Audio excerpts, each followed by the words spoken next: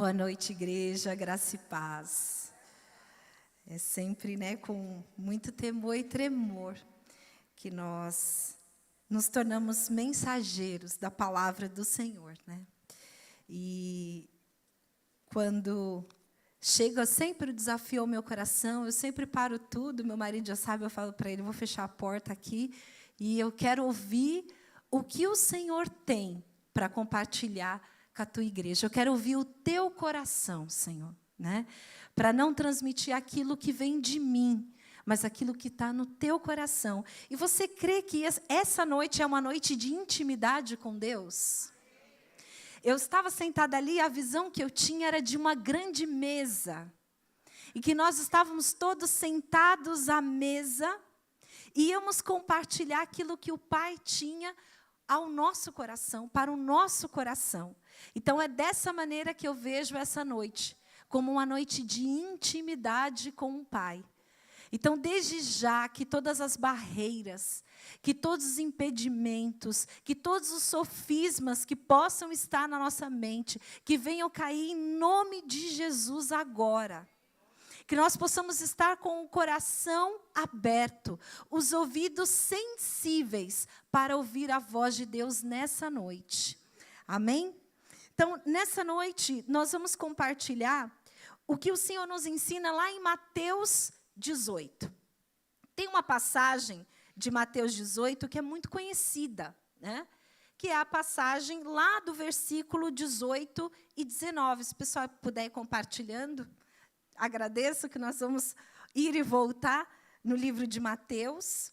Eu gosto muito do livro de Mateus, porque Mateus teve uma experiência muito única com o Senhor.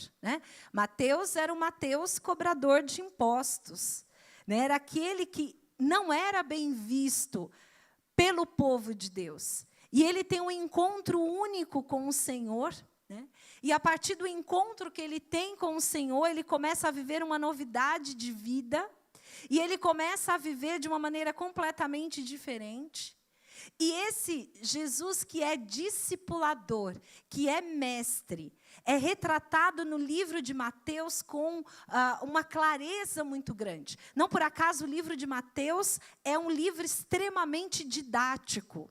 E a gente vai ver isso, a narrativa, dentro dos 4 evangelhos, na minha leitura, o livro de Mateus é o mais didático.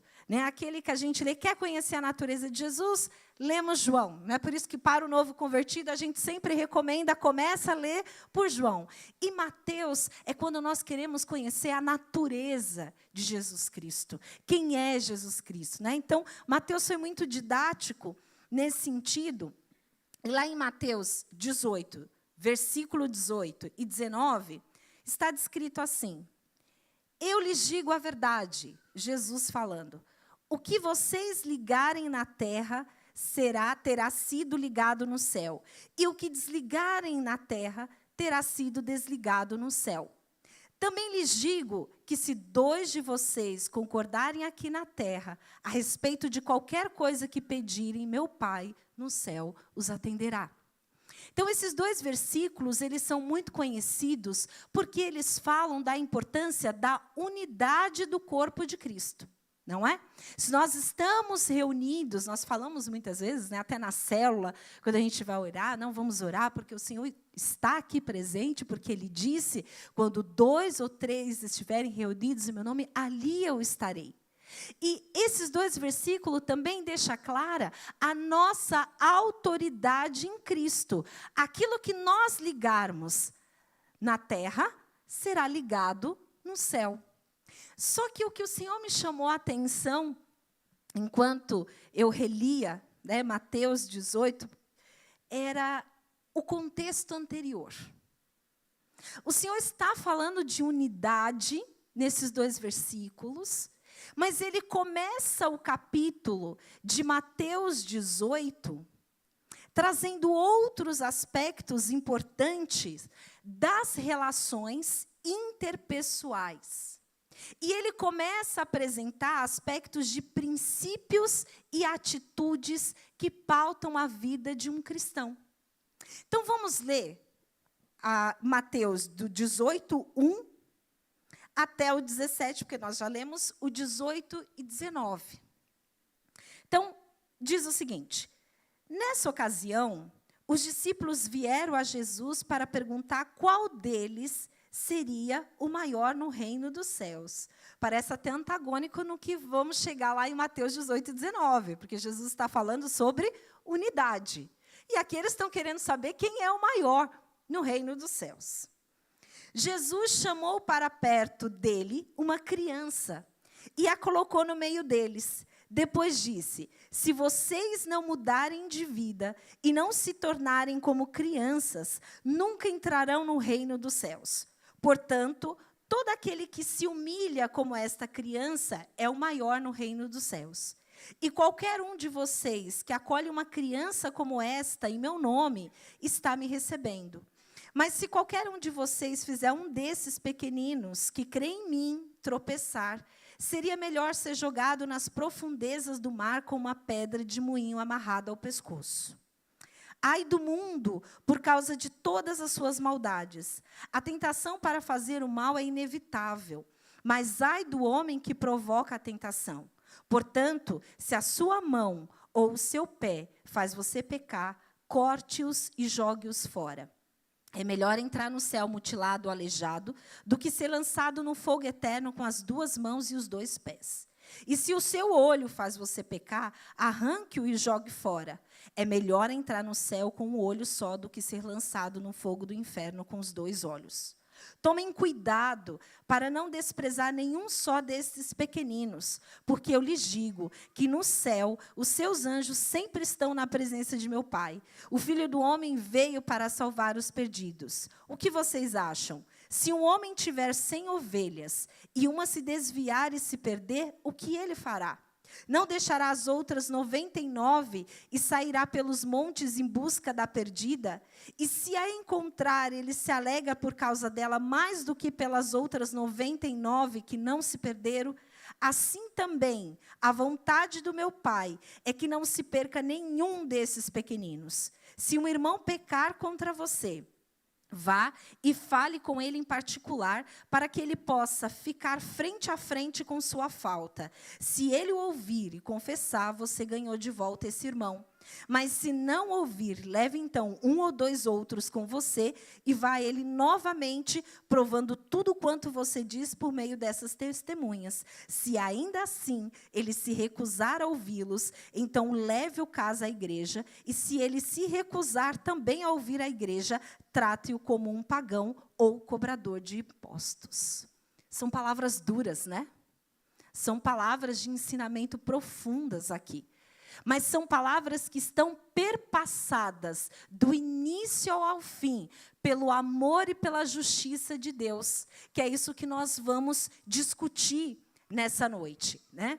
Então, em todo o livro de Mateus, mas especificamente no capítulo 18, nós vemos a apresentação de Jesus como mestre e discipulador. Nós falamos tanto de discipulado, não é? Nós estamos na nossa comunidade vivendo o ano do discipulado. E o discipulado é, na sua essência, caminhar com alguém e, em muitos momentos, nós precisamos confrontar. Assim como nós, quando somos discipulados, também somos confrontados.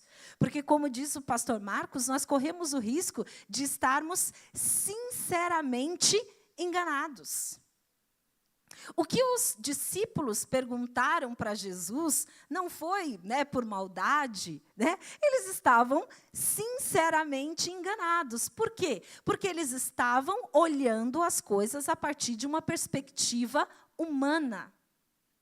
No mundo, as relações, elas são pautadas por hierarquia. Vide o nosso trabalho, certo? Não precisamos ir muito longe, né? As nossas relações de trabalho são relações hierárquicas, em que nós sabemos qual é o nosso lugar, e quando isso não acontece, há uma série de problemas também, não é? Quando tem aquele colega que quer ser o chefe, ele não é, mas ele decide que ele foi titulado chefe, a série de desestabilidades que gera no ambiente, porque alguém decidiu assumir um lugar que não era dele. Então, olhando da perspectiva humana, eles estavam querendo saber, olha, somos em 12, caminhamos mais próximo de Jesus, então eu acho que alguém aqui vai ocupar esse lugar, né, um lugar de maior importância. E aí eles vão perguntar isso a Jesus. E aí Jesus, com todo o amor, Neide, mas ele foi tão duro, mas isso é amor. Né? A gente precisa ressignificar a nossa noção de amor, principalmente na nossa geração. Eu que trabalho com jovens, com adolescentes, vejo muito a noção de amor equivocada. Porque, para muitos pais, amor é fazer absolutamente tudo o que o filho quer. Ah, mas eu amo professora. Ah, mas eu amo coordenadora. Ok, mas a partir do momento que você não demonstra com atitudes, isso não é amor, isso se torna negligência. E a criança, ela não se sente segura, o adolescente não se sente seguro, porque ele precisa de limites, ele precisa de direção. Então, o que Jesus decide fazer aqui com os discípulos é justamente mostrar direção e destino para eles. Vem cá, senta aqui comigo. Deixa eu explicar algo para vocês. E aí Jesus começa a falar sobre um tipo de justiça que a nossa compreensão humana não é capaz de alcançar, que é a justiça do reino de Deus. Porque a nossa justiça humana, ela é limitada. Ela é pautada por alguns aspectos que nem sempre nós conseguimos compreender. A justiça de Deus, então, é um outro olhar, é uma outra perspectiva. Né? Eu me lembro de uma vez em que meu sobrinho me confrontou, né? A gente tem um tempo de discipulado, e aí ele perguntou para mim, tia, é verdade que se uma pessoa viveu a vida dela inteira do jeito que ela queria, e na última hora ela se arrependeu, ela pediu perdão para Jesus, ela vai para o reino dos céus? Jesus perdoa essa pessoa? Eu falei, perdoa. E aí ele, no auge, né, da sua indignação, mas não é justo, tia. Ela passou a vida inteira vivendo do jeito que ela queria. Eu falei, então, porque a justiça de Deus é diferente da nossa. Jesus olha para ela com um olhar de misericórdia, porque ele reconhece o arrependimento genuíno do coração. Agora, o que ela perdeu? Ela deixou de viver aqui na terra toda a plenitude, tudo aquilo que Jesus conquistou na cruz, toda a paz, toda a alegria, toda a abundância, toda a bondade que Jesus tinha, para ela não viveu. Mas a salvação eterna, ela ganhou. Porque Jesus olhou com um olhar de misericórdia. Então, muitas vezes, nós temos dificuldade de compreender a justiça de Deus, porque nós queremos avaliar as coisas, as situações, a partir da nossa perspectiva humana. A partir do nosso olhar humano limitado. Então, o que Jesus começa a explicar para os discípulos é exatamente isso. Né? Então, Jesus começa a mostrar para os discípulos que era o momento de começar a vislumbrar qual era o ministério de Jesus Cristo, o que Jesus Cristo veio fazer aqui na terra e qual era a natureza divina que havia nele. Né? Então, esse episódio, ele carrega o reconhecimento da grandeza de Jesus que aponta para a grandeza do reino de Deus. E, ao fazer isso, então, Jesus vai trazendo os exemplos. Né? Então, ele chama uma criança. O primeiro ensinamento que Jesus dá para os seus discípulos, e ele quer nos dar nessa noite, é que o evangelho, ele não está ligado a quem eu sou, mas ao que ele, ou a quem ele é, por amor e misericórdia. E a graça que eu recebi, ela se manifesta em mim, através da minha vida, para que eu possa derramar sobre a vida de outras pessoas. Então, quando Jesus chama aquela criança, ele está dizendo para os discípulos, né, que aquela criança, ela exerce ali um exemplo de humildade. E a real grandeza do reino de Deus não tem a ver comigo, não tem a ver com vocês, mas é a graça de Deus que se manifesta. Porque quando eles dizem, eu quero saber quem é o maior, automaticamente está passando pelo juízo, né, pelo crivo humano. Quem é que fala melhor? Quem é que articula melhor as coisas? Quem é que lida melhor com as situações? Está jogando tudo no campo do melhor. Afinal, no âmbito da hierarquia, não é assim que funciona? A gente entende que aquele que ocupa, do ponto de vista humano, aquele que ocupa um lugar de destaque, é porque ele teve aspectos que o levaram a ser reconhecido como tal. E o que Jesus está falando é o contrário. No reino de Deus, aquele que se destaca é aquele que sabe exercer a humildade. A criança, naquele contexto social, ela não tinha valor. Né? A criança, ela sabia o lugar dela. A criança não tinha, né, para usar um termo contemporâneo, a criança não tinha lugar de fala. Os adultos tomavam as decisões, né? Os adultos é que falavam o que ia acontecer. A criança não tinha esse lugar privilegiado. E a criança, ela dependia dos pais. A dependência dos pais. E, acima de tudo, ela devia caminhar em obediência. Então, o que Jesus está ensinando é a humildade de depender de Deus e caminhar debaixo de obediência. Muitas vezes nós não vivemos a plenitude de Deus na terra porque nós decidimos que nós somos muito bons. Eu sei. No meu ponto de vista, eu não acho que é assim. Mas, meu anjo, a Bíblia está dizendo que é assim. Não é? Tem a música que eu gosto muito. Quem sou eu para limitar o poder de Deus? Quem sou eu? Se a Bíblia diz que é dessa maneira, o Senhor vai fazer dessa maneira. Então, quando nós precisamos, né, mudar essa mentalidade, não tem a ver comigo, tem a ver com o Senhor. E isso cria uma blindagem no nosso coração e na nossa mente, porque automaticamente as ofensas diminuem. Sabe quando a gente se sente ofendido com tudo? É um exemplo clássico de que está precisando acontecer uma mortezinha. Porque, no fundo, a gente está se achando tão importante, e aí tudo aquilo que o outro fala, tudo aquilo que o outro diz, por menor que seja a situação, a gente já toma aquilo para o coração e se acha profundamente ofendido. Quando alguém fala algo que não bate com aquilo que a Bíblia diz, quem eu sou, por que eu vou perder o meu sono? O meu pai me conhece. O meu pai sabe quem eu sou. Né? Esse é o verdadeiro empoderamento. É saber quem nós somos em Cristo.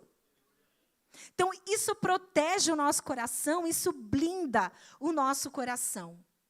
Então, o que Jesus está falando ali é que no reino de Deus, toda soberba, toda altivez, todo aquele que acha que pode fazer alguma coisa, precisa ser transformado em uma criança.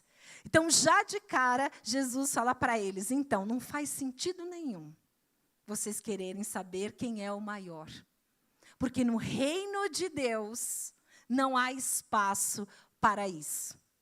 Um outro ponto, né, que nós vemos lá em Mateus 15, 5 e 6, quando Jesus disse, e qualquer um de vocês que acolhe uma criança como esta, em meu nome, está me recebendo. Mas se qualquer um de vocês fizer um desses pequeninos que creem em mim, tropeçar, seria melhor ser jogado nas profundezas do mar com uma pedra de moinho amarrada ao pescoço.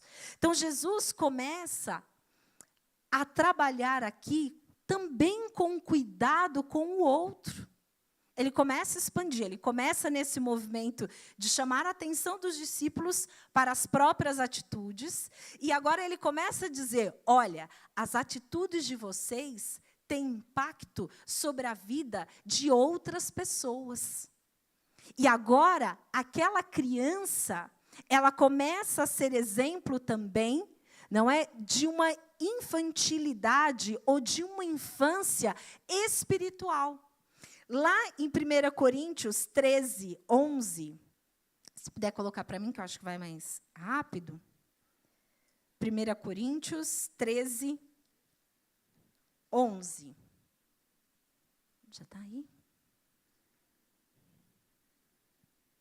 Quando eu era criança, falava, pensava e raciocinava como criança. Mas quando me tornei homem, meus pensamentos se desenvolveram muito além dos pensamentos da minha infância e deixei para trás as coisas de criança. De igual modo, agora só podemos ver e compreender, em parte, a respeito de Deus, como se estivéssemos observando o reflexo num espelho embaçado. Mas o dia chegará quando o veremos integralmente, face a face.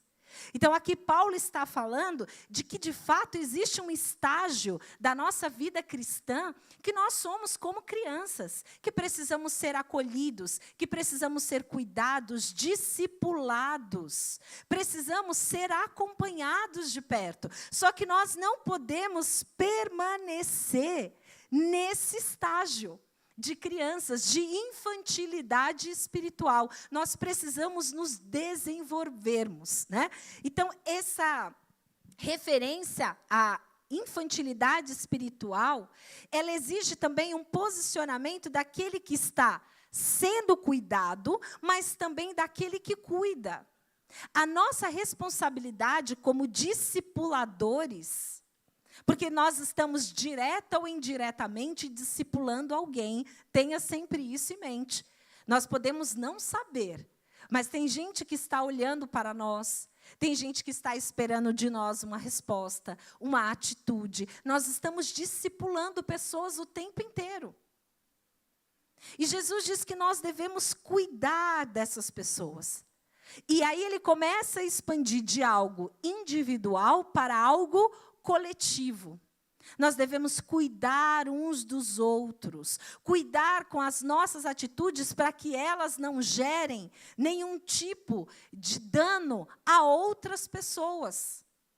Danos espirituais, porque muitas vezes nós podemos matar pessoas por meio de palavras, por meio de atitudes.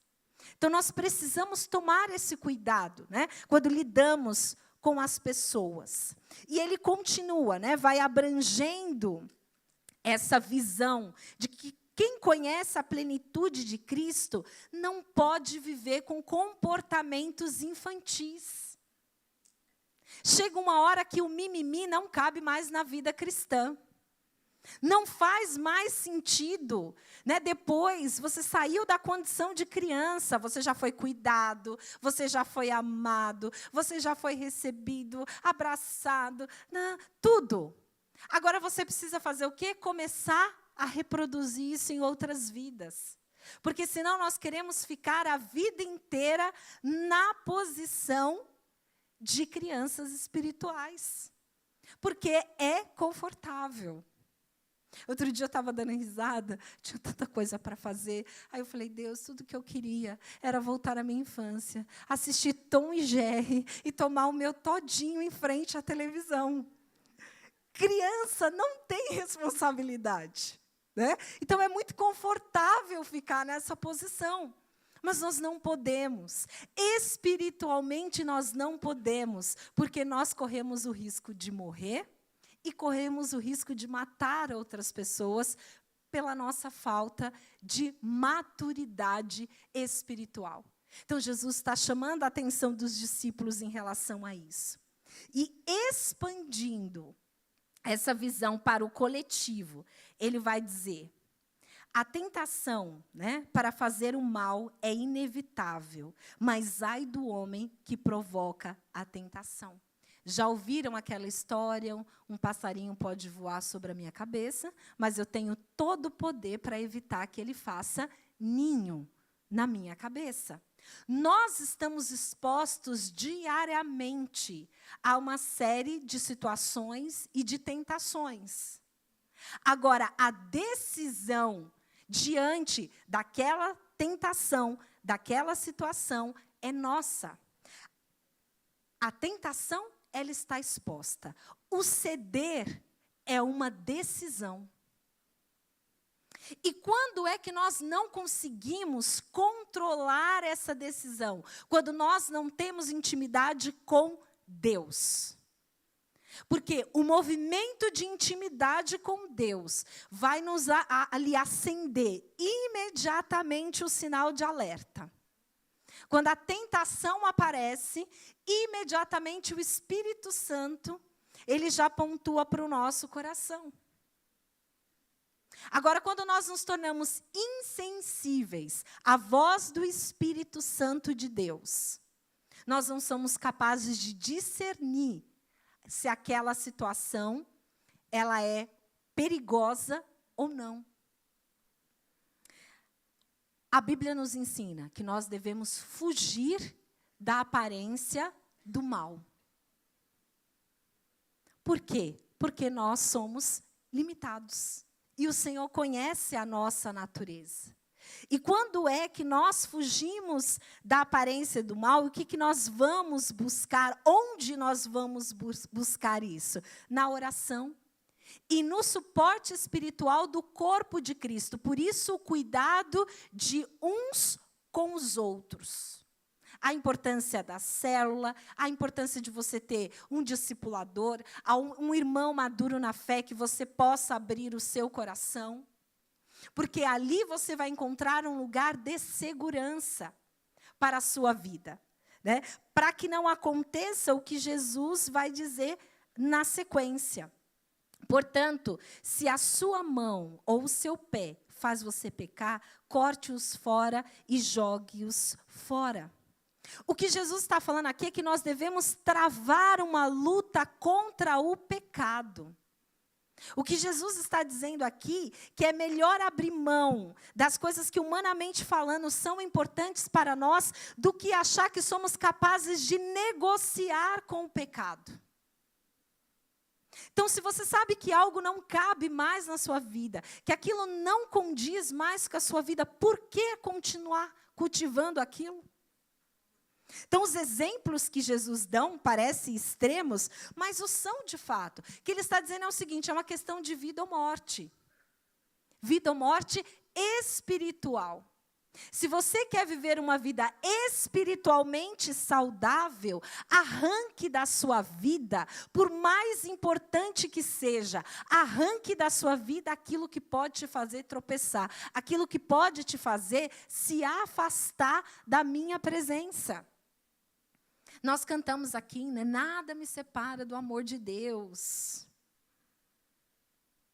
Nós cuidamos do nosso coração para que isso não aconteça. Isso é responsabilidade nossa. Não é responsabilidade do pastor, não é responsabilidade do líder de célula. É minha responsabilidade com o Senhor. É a minha intimidade com o Senhor. Buscar nele a maturidade para olhar para a minha vida, né? Fazer um PET scan na minha vida. Senhor, o que está aqui que precisa ser arrancado? O que está aqui que não cabe mais na minha vida como cristã? Então, Jesus está apontando que na contramão do mundo, né, nós estamos na contramão do mundo. A felicidade não está em fazer a minha vontade, mas em morrer para a minha natureza pecaminosa, para viver a plenitude de Cristo. Isso é o Evangelho. Isso é o Evangelho. C.S. Lewis diz algo no livro dele, Cristianismo Puro e Simples, que o Evangelho é o livro, os evangelhos como um todo, né, compõem o conjunto de livros mais desafiador para a humanidade. E ele vai dizer que o cristianismo é a religião mais difícil para se seguir, porque é a única que prega o negue-se a si mesmo. Todas as outras religiões, elas passam em alguma medida por fazer a sua vontade, por estar em nome da sua felicidade. Quando nós olhamos para o Evangelho, nós somos confrontados o tempo inteiro. Abra mão da sua vontade, abra mão de você, que o outro cresça e você diminua. O Evangelho, ele anda o tempo inteiro na contramão da teoria, né, de alguns coaches, de que a sua felicidade precisa estar em primeiro lugar, o seu bem-estar, ele precisa, né, estar em primeiro lugar. Não é. A nossa alegria como cristãos é servir o nosso Pai. E automaticamente, essa felicidade que nós recebemos, ela vem pelo servir. Ela vem pelo reconhecer na vida do meu irmão aquilo que ele carrega. E eu me alegro porque ele carrega algo especial. E juntos, como corpo de Cristo, nós vamos poder proclamar o Evangelho. A lógica, ela é diferente. Vocês entendem o que é a justiça de Deus? O tempo inteiro nós somos confrontados a mudar a nossa perspectiva e o nosso olhar para a maneira como nós nos relacionamos com as pessoas e com as situações. E aí Jesus, pensando nesse ambiente do coletivo, ele traz uma das imagens mais lindas para mim, quando se trata do amor de Deus, que é o pastor deixar as 99 para ir buscar aquela ovelhinha perdida. É deixar as 99 que já estão salvas, estão cuidadas, alimentadas, para ir buscar aquela ovelhinha que nem sabe por que saiu do bando. Vocês já viram, né, que a ovelhinha não é muito inteligente, né? A ovelhinha, ela se perde facilmente, né, do rebanho. E o pastor vai buscar, e muitas vezes ela é rebelde com o pastor. Não sei se vocês já viram a imagem do pastor tentando recuperar a ovelha. Ela muitas vezes é rebelde, ela se debate, ela não quer, né?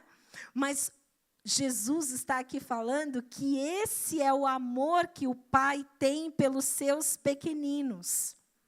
Ele diz, lá em Mateus 12, o que vocês acham? Se um homem tiver 100 ovelhas e uma se desviar e se perder, o que ele fará?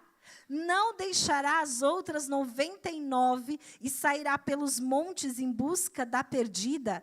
E se a encontrar, ele se alegra por causa dela, mais do que pelas outras 99 que não se perderam? Assim também, a vontade do meu Pai é que não se perca nenhum desses pequeninos. Esse é o amor do nosso Deus. Ele pode ter a 99, mas Ele quer buscar aquela que se perdeu. Ele quer ir atrás daquela que se perdeu. E nós, como cristãos, devemos ter isso no nosso coração. Nós devemos querer trazer aquela ovelhinha que se perdeu ou que está perdida. Ir atrás, porque é assim que o Senhor as vê. É esse amor que o Senhor derrama sobre a vida delas. Ele poderia dizer, tá ótimo, eu já tenho 99, não é mesmo? O que é uma ovelhinha a mais? Não é para quem já tem 99. Tá bom, ela quis ir, paciência, vontade dela, né?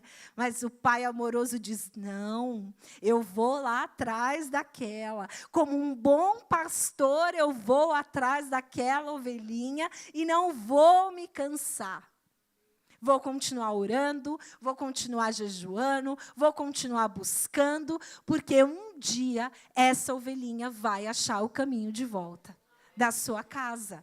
Essa é a justiça de Deus. Porque na perspectiva da justiça humana, pensamos o seguinte: cuidei, tive paciência, emprestei meu ouvido, fiquei horas e horas ouvindo, ajudei, muitas vezes investi financeiramente. O que a ovelhinha fez?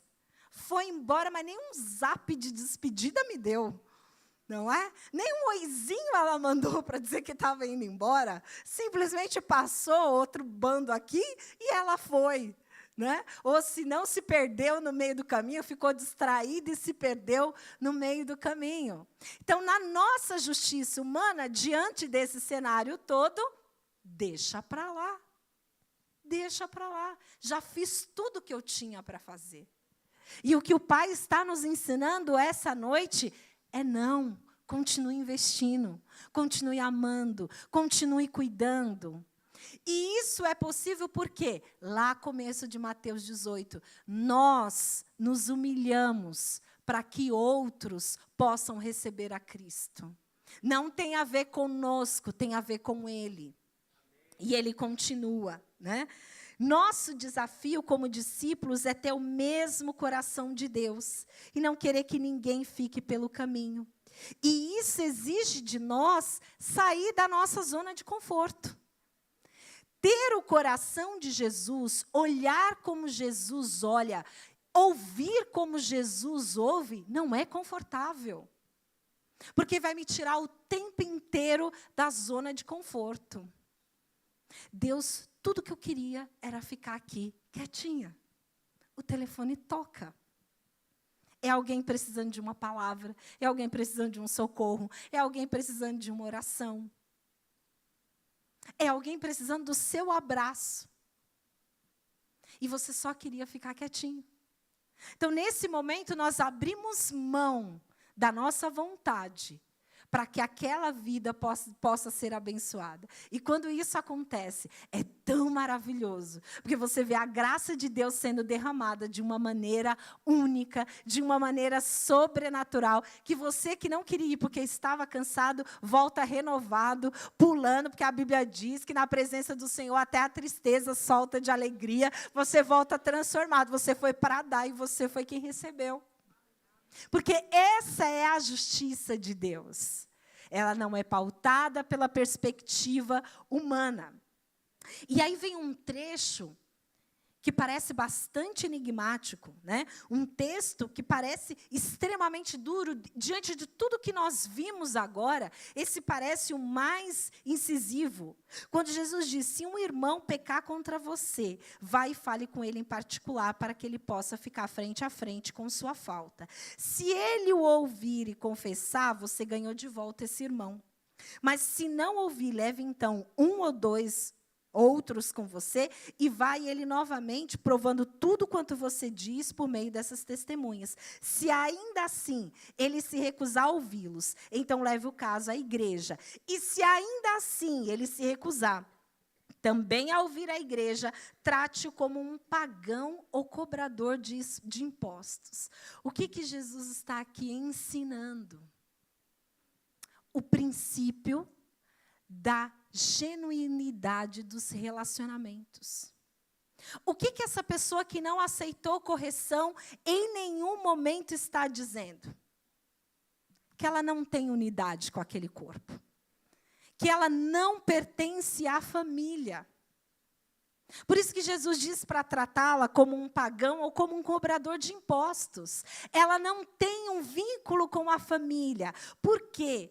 Porque quando nós somos responsáveis por nos tratarmos mutuamente, se meu irmão chega e me aponta que há algo na minha vida que precisa ser corrigido, que precisa ser redirecionado, eu vou receber aquilo no meu coração e vou falar, obrigada, meu irmão, você tem razão. Mas sabe por que muitas vezes nós não aceitamos quando nós somos corrigidos em amor?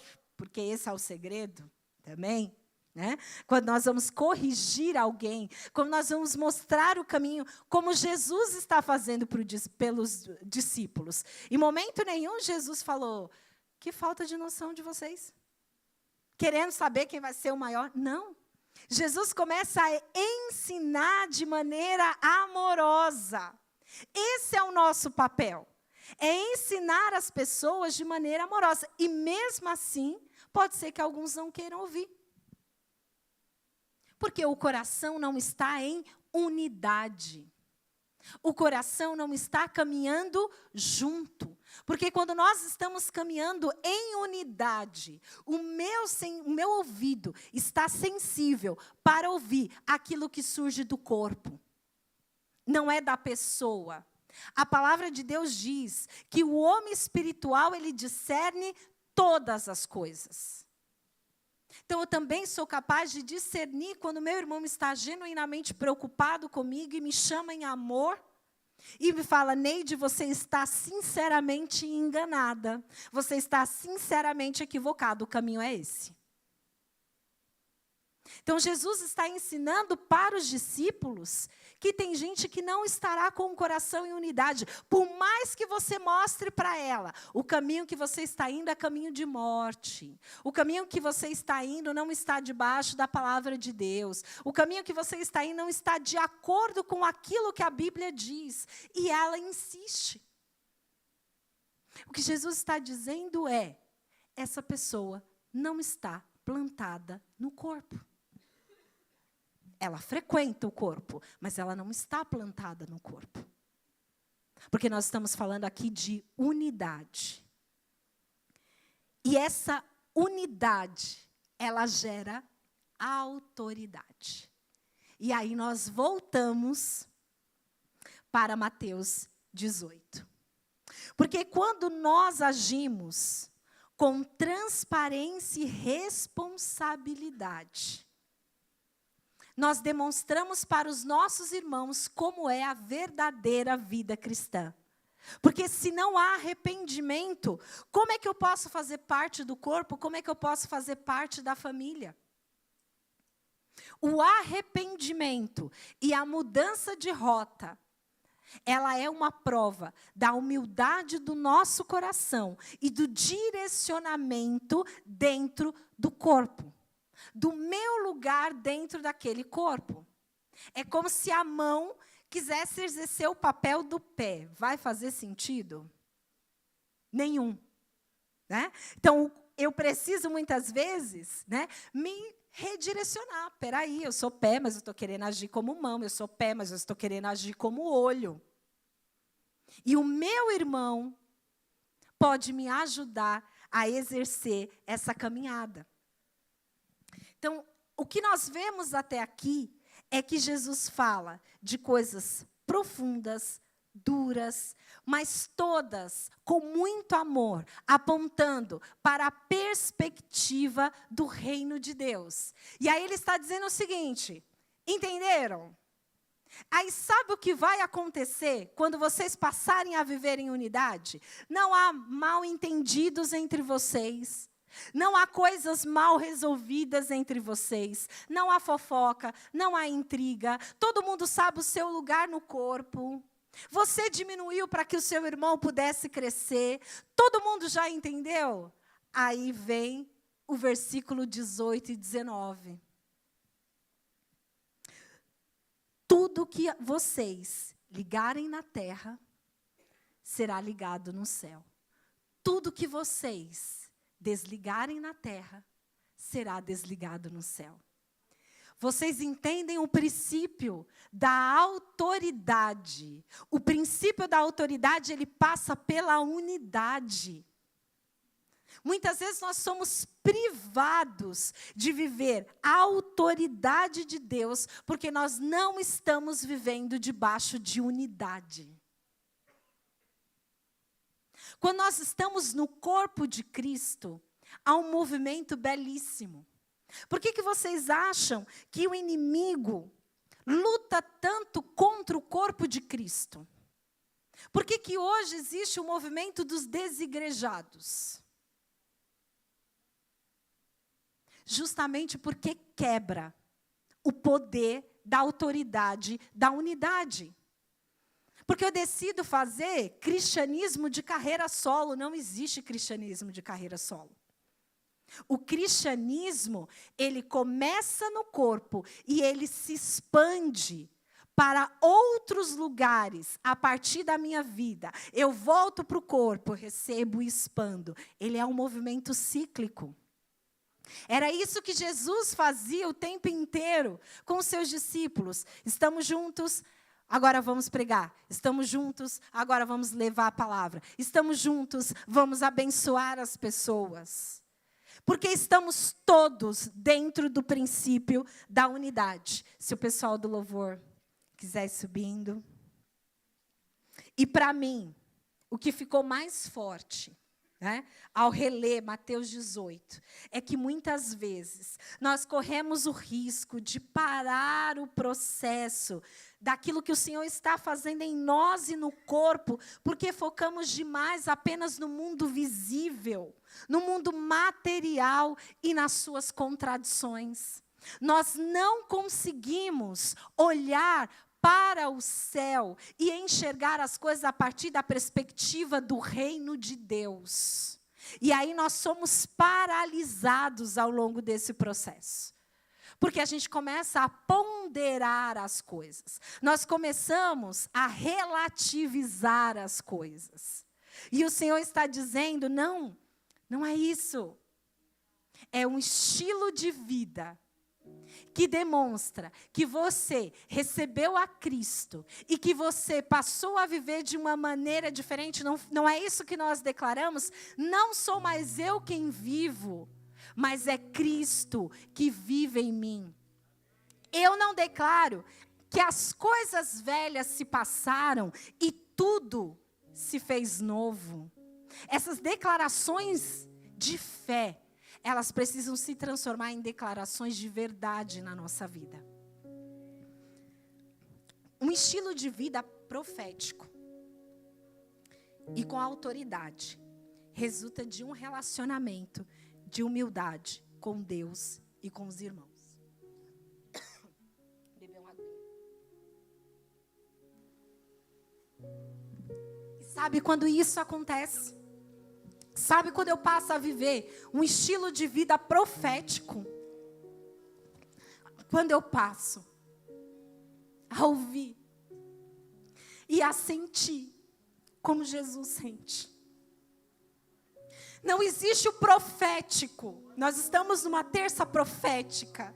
Não existe o profético se eu não sou capaz de ver e ouvir como Deus vê e ouve as situações. Como o meu coração cheio de mim, como o meu coração cheio das minhas verdades, pode passar para as pessoas aquilo que Deus quer passar. Eu preciso diminuir. Eu preciso ser criança. Eu preciso me esvaziar de mim mesmo, para que o Senhor possa exercer a autoridade dele sobre a minha vida.